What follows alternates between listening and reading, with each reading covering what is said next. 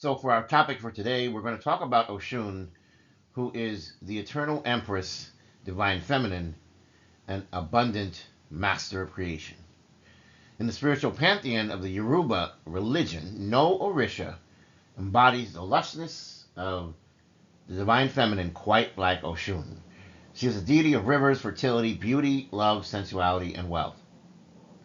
But beyond her flowing gowns and golden hues lies a cosmic force, a force that is always pregnant, not just with children, but with ideas, visions, and manifestations that serve as divine blueprints for the elevation of humanity.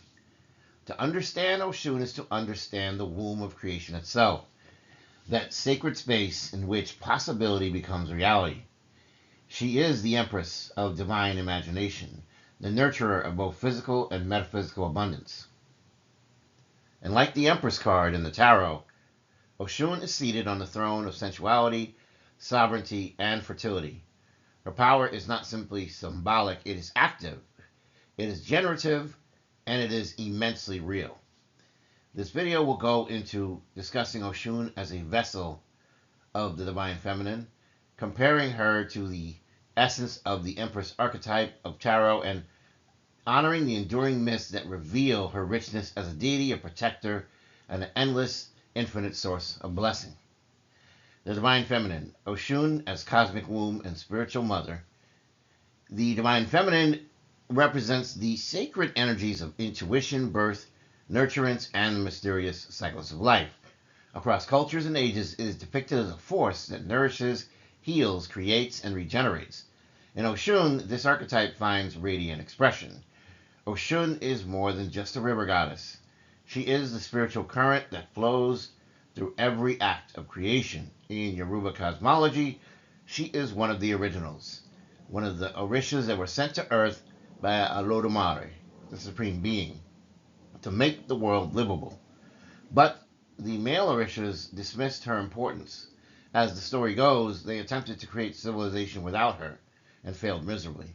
Crops withered, communication broke down, the world lacked harmony. Only after invoking Oshun's help did order and fertility return. This story reveals an eternal truth. Oshun is the necessary womb without which nothing can thrive. She is the quiet insistence of water, the pulse of love through the soil, the light in a mother's eye.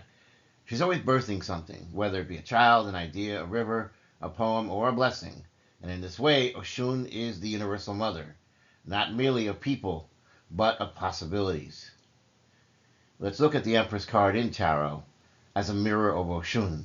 In the Tarot, the Empress card, Major Arcana number 3, symbolizes divine femininity, creativity, fertility, beauty, and maternal strength.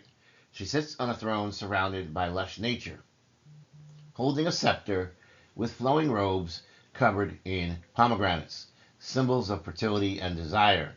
A river flows near her throne, connecting her to water's sacred power.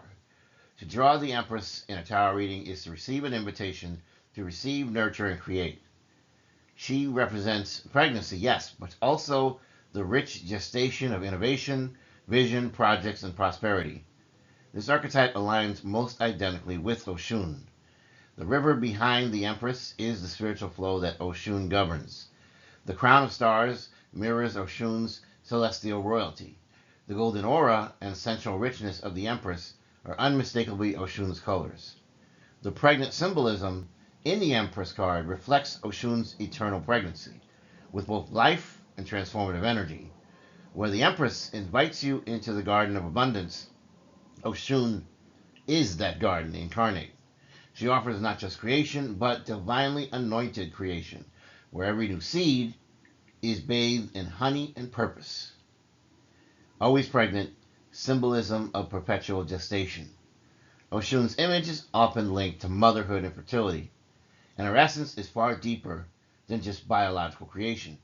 She is always pregnant, yes, but not always with human life. She's often pregnant with healing solutions for broken communities, artistic inspiration for dancers, singers, as well as poets, visionary guidance for our leaders, ideas that restore balance and dignity to wounded souls. Pregnancy, in Oshun's case, becomes an eternal state of receptivity, creativity, and manifestation. She does not occasionally bring forth abundance. She is the principle by which all abundance comes into being. To call upon Oshun is to ask, what shall I birth next? And to be her devotee is to live in the continual awareness that you are already carrying something sacred within you. Let's go into her myths and legends, the golden river of her stories. Oshun's myths are many, each carrying wisdom and nuance about her role as the divine feminine. A few central stories stand out. The first is of Oshun and the creation of the world. As mentioned, the other Orishas, who were male, tried to create the earth by themselves but failed. Only Oshun, through her diplomacy, grace, and watery powers, brought life back. This myth emphasizes that without the feminine, creation is barren. The world depends on the womb of Oshun to be fertile, loving, and habitable. Also, be mindful that many planets need water for life to thrive. In some stories, Oshun's children were taken from her. This reveals another layer of her femininity, not just as a nurturer, but as a protector. Her grief shook the rivers, her cries became storms, but even in sorrow, she transmuted pain into power, into blessing, turning loss into divine memory. Oshun teaches the divine feminine how to feel deeply, but never to break. There's also the story of Oshun in the mirror. Oshun is often depicted as holding a mirror, symbolizing self-love, self-reflection, and beauty as eternal divine truth. This mirrors the Empress's luxurious surroundings, where beauty is not just vanity, but a sacred state of being. Oshun's mirror reminds us that to know one's beauty is to know one's power. Every mark, every curve, every wrinkle is a sign of having lived and birthed something truly great and meaningful. Now, let's also talk about her symbols such as water, honey, mirrors, and gold, which we've already had some sample of, but we'll go into more detail. Oshun's attributes reveal her as not just the divine feminine in energy, but as a priestess of beauty, flow, and value. Each symbol associated with her is a clue as to her role in the cosmos. Water, especially rivers, water is life. It nourishes, it flows, it adapts, it breaks through resistance. Oshun, as the river goddess, governs the emotional, intuitive, and relational aspects of existence. She is the emotional current behind creativity, love, and harmony. She is the element that binds. Honey, sweetness, and seductions are her tools. She anoints wounds with honey, reminding us that healing is not always bitter. Love, when wielded with wisdom and intuition, is transformative. In some stories, honey was used to soothe the anger of Ogun or Shango, showing that even wrathful gods bow before sweetness wielded with divine precision. The mirrors. Mirrors are not just about vanity. They are about vision. Oshun asks us to see ourselves, reflect on our worth, and face our truths. The Empress card features a similar invitation to internal knowing through beauty and nature. Oshun's mirror allows her to watch, reminding devotees that she sees both intentions and actions. Gold and yellow. Oshun wears golden yellows to represent wealth, fertility, and solar vitality. Her adornments are not superficial. They are armor made of radiance. She teaches that to shine is not to brag, but to bear sacred witness to divine favor. These symbols do not merely decorate her, they declare her. They proclaim her status as both mystical enchantress and maternal deity. What about the dual nature of Oshun? She has sensual power, but she also has a warrior's wisdom. Oshun's image is often shown as soft, flowing gowns, dances by rivers, gentle laughter. But this softness masks a dangerous power. Like the Empress, she embodies that sensual receptivity, but she's not to be underestimated, and do not assume where she is involved. She is a warrior who fights for justice and love. She's a cunning negotiator in Orisha councils as she uses diplomacy. She's a strategist who wields influence with elegance. She's a healer whose love brings people back from despair. In the same way the Empress card can represent both nurturing and authority, Oshun is both healer, leader, and enforcer. In some traditions, she is the one of the few Orishas who can visit both the living and the dead, acting as a bridge between the realms. This duality reminds us that the divine feminine is far from being weak. It is not passive. It is a universe building, sword wielding, joy generating, grief healing, life giving force. Let's talk about the sacred pregnancy of ideas. Now, Oshun is a mistress or master of creative flow. She teaches us that pregnancy is not merely just a physical state, it is a spiritual dominance. Whether it be a project, a calling, a relationship, a healing path, she represents vision. She moves, she activates, she has creative fertility. Artists, musicians, dancers, poets can channel her without knowing. Her energy inspires the masterpiece before it exists. She has business acumen. Entrepreneurs and visionaries are guided by her when they dream up solutions to collective problems. She is spiritual expansion. Those who are following awakening paths often feel a pull towards the rivers, the beauty, and adornment. These are the signs of Oshun.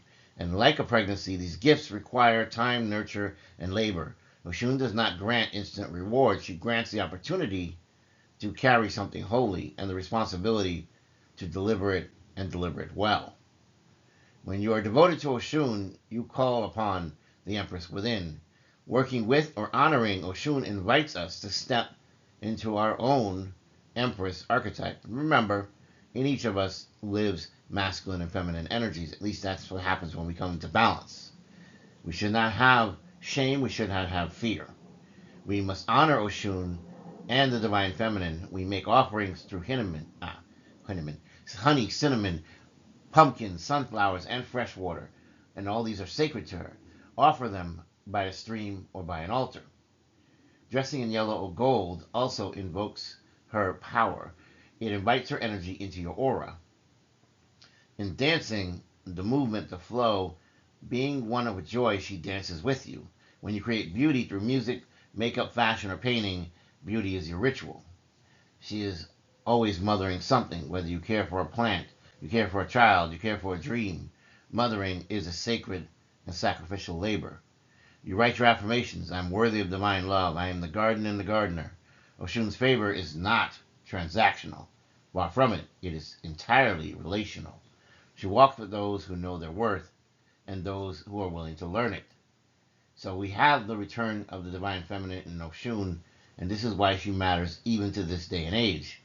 Because where logic is prized above intuition, production is honored over nurturance, the divine feminine seems to have been suppressed over the years, but today there is a spiritual rebirth and it's happening now. And Oshun is at the center of it. She reminds us that softness is not weakness, that joy is truly holy, that sensuality and power do and can coexist, that abundance is natural and not something to beg for, that pregnancy is a metaphor for all creation, not just physical human birth. As the world heals from systems of oppression and disconnection, the teachings of the Orishas like Oshun are key, and they're returning to guide us. People remembering that rivers hold memory, that gold is the color of divine consciousness, and that the Empress is not gone. She's out there, and she's in you, and she waits for you to take up your majestic glory. Oshun teaches us to be light and to be lightning, to carry life within us and on our tongues, to bless with beauty and destroy with love if we must. Thus, in conclusion, she is that who births the world. Oshun is not a relic of folklore. She is the breath within all things becoming. She is the spiritual midwife to dreams, to revolutions, to personal rebirths. She is the empress of the Orisha realm, seated beside the rivers with honey on her lips and stars in her hair. Her power is not limited to the past. She is alive in the present. Every time someone reclaims their authority, their mothering presence, every time a mother kisses a newborn's head, every time a broken heart dares to love again and embrace sensuality, every time someone creates something which is beautiful from pain, the art of transmutation and alchemy. This is when you know Oshun. This is when you know the secret truth that you are always carrying something worth birthing. And to honor her is to honor the divine feminine in yourself and the world. So let your rivers flow. Let the waters run freely. Adorn yourself in gold. Speak your blessings aloud. Dance by the water and remember you are never empty. You are always full with water and pregnant with light, just like the mighty Empress Oshun. And if I don't see you, just remember, good morning, good afternoon, good evening, and good night. Please don't forget to like, share, and subscribe.